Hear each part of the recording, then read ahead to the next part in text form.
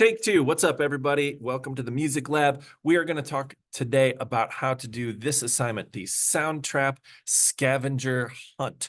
I've got a lot of students ask me, how do I use Soundtrap? And honestly, the best way to learn is to go in and mess around with stuff and press buttons and try to figure out how to do things on your own. That's what this assignment is all about. So we've got a task, and it's your job to write in here, how did you do that task? So for instance, here we go. We're going to log into the website soundtrap.com, soundtrap.com, and you'll just jump in on that.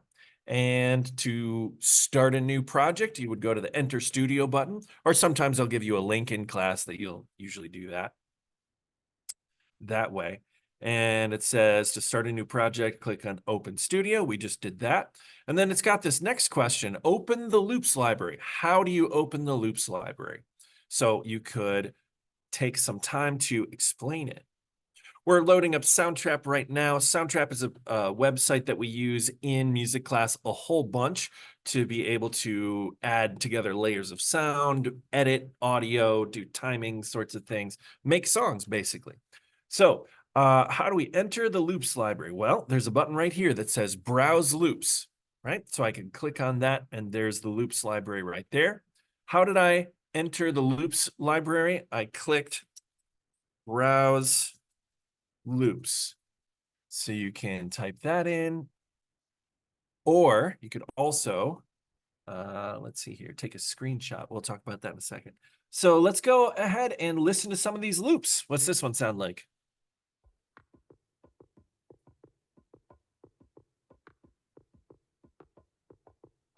What's this one sound like?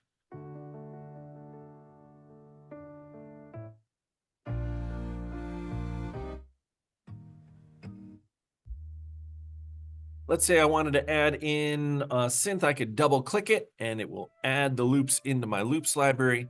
And now I can listen to that track, add it into my song. And you can double click on more of them and it will add those in as well. And now you're listening to more than one, playing all at the same time.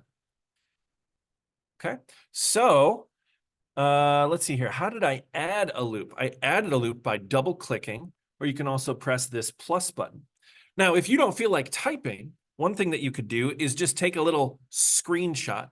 On your Chromebook, there's a keyboard shortcut for taking a screenshot, which is Control Shift, hold down Control, hold down Shift, and then press the multi-window button on the top row of your Chromebook. And if you do that, it'll give you like a little cursor and you can drag a box around something on your screen and it'll take a clip of that image and you can paste it in right there. I'm on a different computer than you, but let's see here. Let's see if I can do this. And I don't know if you can see this on the Zoom recording right now, but I took a little capture of the browse loops button, and then I'm going to go back into the scavenger hunt. I'm going to paste that photo, Control V to paste. And there you go. You got a little picture of the button that you clicked to do that thing. So then you're asking yourself, okay, how do I add a loop? Well, I clicked that little plus button. So you can type out, click the little plus button next to the loop, or you could take a little screenshot of that plus button and put it right there into that square. You're going to do that for all of these different tasks right here. And there's some grading criteria up here. So if you do all of them, that's worth an exceeding, that's 10 points.